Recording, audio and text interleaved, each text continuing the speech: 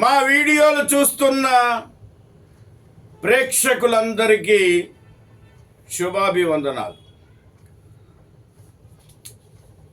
యావత్ తెలుగు రాష్ట్రాలలో, ప్రపంచంలోనే తెలుగు మాట్లాడే వాళ్ళలో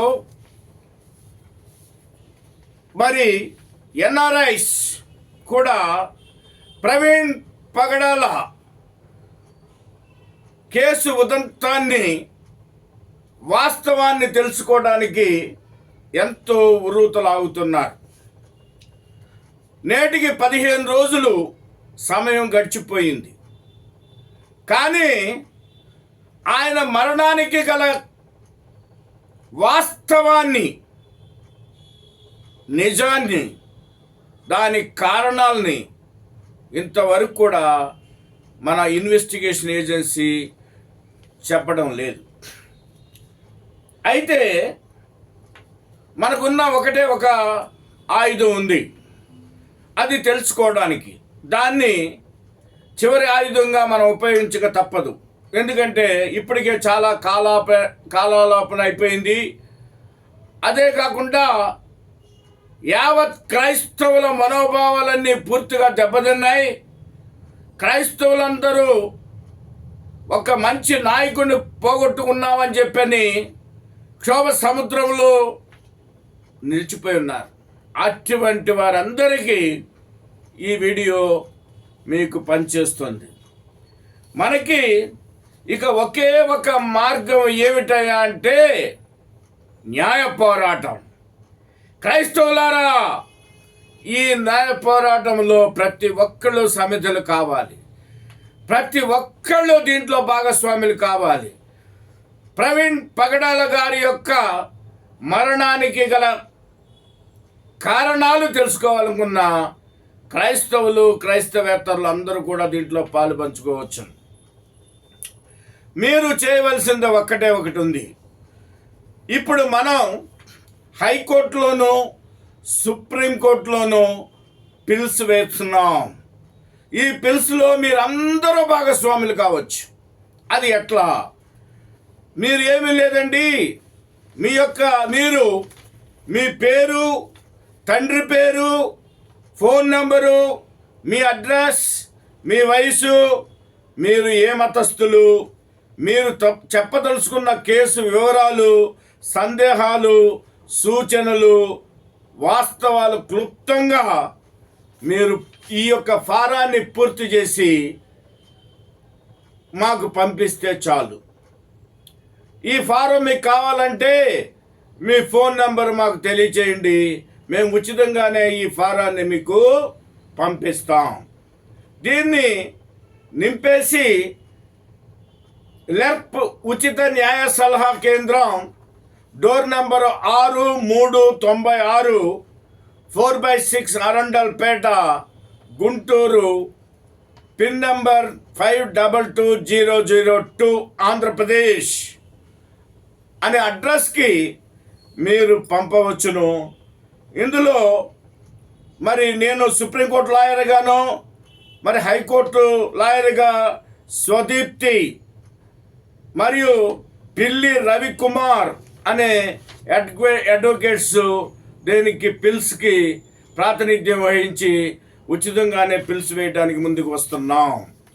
అయితే మీరు ఈ యొక్క ఫారాన్ని వీలైనంత తొందరగా పంపితే మేము కోర్టులో ఆయన యొక్క మరణానికి కారణాలు ప్రజలకి తెలియపరచమని, పోస్ట్ మార్టం రిపోర్ట్లో ఏముందో తెలియపరచమని, తర్వాత ఎందువల్ల ఆయన చనిపోయాడు కారణాలన్నీ చెప్పమని చెప్పేసి మనం అడిగే హక్కు మనకు ఉంటుంది. మన నాయకుడు చనిపోయారు కాబట్టి ఈ యొక్క మరి అనుమానాస్పదమైన ఆయన యొక్క మరణానికి గల కారణాలు విదితం ఖచ్చితంగా కోర్టు ద్వారా మనం తెలుసుకునే అవకాశం మనకు ఉంది. కాబట్టి ఆ అస్త్రాన్ని మనం వాడుతున్నాం. కాబట్టి మీ అందరి సహకారం కావాలి. కాబట్టి మీరు ఆ విధంగా చేస్తే ఎంతమంది మీరు ఈ కాగితాలు పంపగలరో దాన్ని బట్టి ఇంతమంది క్రైస్తవుల మనోభావాలు దెబ్బతిన్నాయి. కాబట్టి పబ్లిక్ ఇంట్రెస్టెడ్ లిటిగేషన్ PIL కింద కేసు నమోదవడానికి అవకాశం ఉంది. కాబట్టి ఏపీ హైకోర్టు అమరావతికి సంబంధించి దీన్ని వకాల్తనామా అంటాం. దీనిని మీరు గూగుల్లో సెర్చ్ చేస్తే ఇది డౌన్లోడ్ చేసుకొని అక్కడ మీ యొక్క ఇంటు మార్క్ చేసిన దగ్గర మీరు సంతకం చేసి మాకు పంపించవలసిందిగా కోరుతున్నాం. అదేవిధంగా సుప్రీంకోర్టు వకాలత్ కూడా ఉంది. ఇది కూడా మీరు గూగుల్లో సెర్చ్ చేసి దీంట్లో కూడా మీ సంతకం పెట్టి పంపిస్తే మీ వివరాలు, మీరు చెప్పదలుచుకున్న విషయాలు కేసులో కూడా మేము నమోదు చేస్తాం.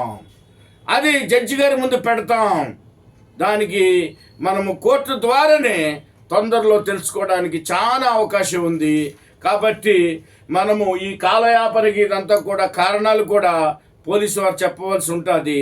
కాబట్టి మనకి వేరే ఆల్టర్నేటివ్ లేదు. కాబట్టి మనము ఈ యొక్క హైకోర్టులోను సుప్రీంకోర్టులోను మనమంతా కలిసి పిలుసు వేసి వాస్తవాన్ని తెలుసుకోవడానికి ప్రయత్నిద్దాం. కాబట్టి మీరు ఎందుకనంటే గతంలో ఇటువంటివి కూడా, ఎందుకంటే ఇన్వెస్టిగేషన్ ఏజెన్సీ చాలా బలమైన ఏజెన్సీ మనకు ఉంది.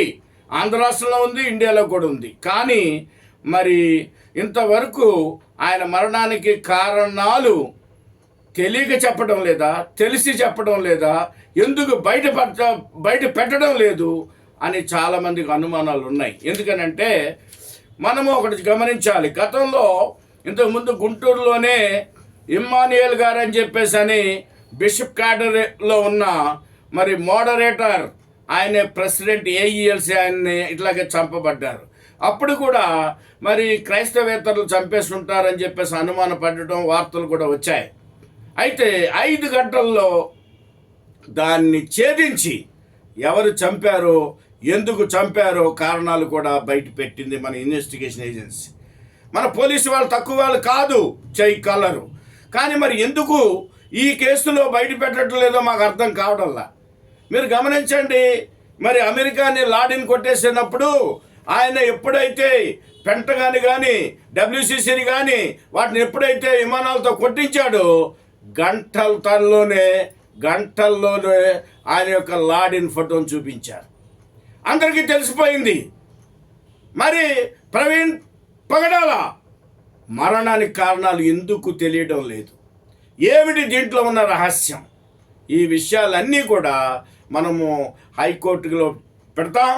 అంతేకాకుండా గత 6 నెలల నుంచి మేము రాధా మనోహర్ దాస్ ఆయన మాటలు, మరి ఆయన యొక్క క్రియలు, తర్వాత క్రైస్తవుల్ని, ఈ యొక్క బైబిల్ని, తర్వాత యేసు ప్రభుని, తర్వాత మరియమ్మ వారిని క్రైస్తవులు గొర్రెలన్నాడు, మరి యేసు ప్రభుని ముంజ కొడుకన్నాడు, మరియమ్మ వారిని ముంజ అన్నాడు, తర్వాత బైబిల్ అంతా బూతు అన్నాడు. ఆయన ఇష్టం వచ్చిన భాషలో ఇష్టం వచ్చిన మాటలతో క్రైస్తవులందరినీ కించపరిచాడు. దాని మీద అనేక రిపోర్ట్లు ఇవ్వడం జరిగింది. మా దగ్గర వాటికి సంబంధించిన ఎక్నాలజ్మెంట్లన్నీ ఉన్నాయి. వాటన్నిటిని కూడా మేము కోర్టులో ఫైల్ చేయడం జరుగుతుంది. అదే కాకుండా ప్రస్తుతం ఉన్న హోమ్ మినిస్టర్ గారికి మనం రిప్రజెంటేషన్ 6 నెలల క్రితమే ఇచ్చాం. ఇటువంటి జరగడానికి అవకాశం ఉంది, మత కలహాలు జరిగే అవకాశం ఉంది. కాబట్టి దాని మీద యాక్షన్ తీసుకోమని మా దగ్గర ఆ ఎక్నాలజ్మెంట్లు వాళ్ళు ఇచ్చిన స్టాంప్ ఇది కూడా ఉన్నాయి. అవి కూడా మనం ఫైల్ చేస్తున్నాం. అదేవిధంగా మరి తిరుపతి SP గారికి కూడా ఇచ్చాం. అక్కడ కూడా కేసు బుక్ చేయడం అయింది. మీరు ఎవరైనా సరే రాధా మనోహర్ దాస్ గురించి కానీ, కరుణాకర్ గారి గురించి కానీ, ఇంకా ఎవరైనా సరే క్రైస్తవులకి వ్యతిరేకంగా మాట్లాడిన వారి గురించి మీరు ఎక్కడైనా పోలీస్ స్టేషన్లో రిపోర్ట్లు ఇచ్చున్నట్లయితే అవన్నీ కూడా మా అడ్రస్కి పంపించవలసిందిగా కోరుతున్నాం. అవన్నీ కూడా కోర్టులో ఫైల్ చేస్తామని మీకు మనవి చేస్తున్నాం. మరోసారి చెప్తున్నాం, లెర్ప్ ఉచిత న్యాయ సలహా కేంద్రం, డోర్ నెంబర్ 6396, 4/6 అరండల్పేట, గుంటూరు 522002, ఆంధ్రప్రదేశ్ అనే చిరునామాకి మీ యొక్క అనుమానాలు కానీ, ఈ యొక్క క్రైస్తత్వాన్ని మరి కించపరుస్తున్న వారి గురించి కానీ, లేకుంటే ఈ యొక్క కాన్స్టిట్యూషనల్ రైట్ ఏమైతే ఉందో, మత స్వేచ్ఛ హక్కు ఏమైతే ఉందో దాని గురించి మనం మీ యొక్క ఉద్దేశాలు తెలియపరచండి. అదేవిధంగా మీకు రాధా మనోహర్ దాస్ అనేవాడు ఈ యొక్క దేశం సెక్యులర్ కంట్రీ కాదు, సెక్యులర్ అన్నవాడిని చెప్పు తీసుకోవడం కొడతానని చెప్పెత్తి చూపించాడు. అవి కూడా వీడియోస్ ఉన్నాయి. కాబట్టి మరి ప్రభుత్వం ఏం చేస్తుందో అర్థం కావడం లేదు. ఇది సెక్యులర్ గవర్నమెంటా, హిందూ గవర్నమెంటా, అసలు హిందూ దేని కింద మనం ఉన్నాం, ఏ దేశంలో ఉన్నాం, ఇవన్నీ వివరాలు మనం హైకోర్టు, సుప్రీంకోర్టు ద్వారా మనము సరైన మన అనుమానాలన్నీ నివృత్తి చేసుకోవడానికి మేము రాస్తాము. అదే కాకుండా అది ఫైల్ చేసే ముందు ఎవరైనా సరే చూడాలనుకున్నవాడు కూడా చూడవచ్చు. అదేవిధంగా మీరు ఎవరైనా హైకోర్టులో వేసే రోజు మేము తెలియపరుస్తాం. మీరు అక్కడికి వచ్చి అక్కడ ప్రెస్ మీట్ కూడా పెడతాం. ఆ ప్రెస్ మీట్లో కూడా మీరు పాల్గొనవచ్చు. అదేవిధంగా ఢిల్లీలో కూడా సుప్రీంకోర్టులో ఫైల్ చేసే ముందు కూడా మేము తెలియపరుస్తాం. మీరు రాగలిగిన వాళ్ళు సుప్రీంకోర్టు కూడా రండి. వచ్చి అక్కడ మనము అందరం కలిసి ఈ బిల్లుని ప్రజెంట్ చేయటం అనేది జరుగుతుంది. మీరు సంతకాలు కూడా పెట్టవచ్చు, ఎఫిడవిట్లు కూడా ఇవ్వచ్చు. ఇవన్నీ కూడా కట్టగట్టి కోర్టులో వేయటం అనేది జరుగుతుందని మరి ఈ వీడియో ద్వారా తెలియపరుస్తున్నాం. దీనికి మీ వంతు బాధ్యతగా అన్ని విషయాల్లోనూ షేర్ చేసుకోవాలని, మీకు మా వీడియోల మీదే మీ ఫోన్ నెంబర్ స్కోర్ అయి ఉంటుంది. మీరు అవసరమైతే ఇంకేమైనా అనుమానాలు ఉన్నా, షేర్ చేయాలనుకున్నా మాతో మరి సహకరించాలని, మా ఫోన్ నెంబర్కి ఫోన్ చేయాలని చెప్పేసి మనవి చేస్తూ ఈ వీడియోలో తెలియజేస్తున్నాం.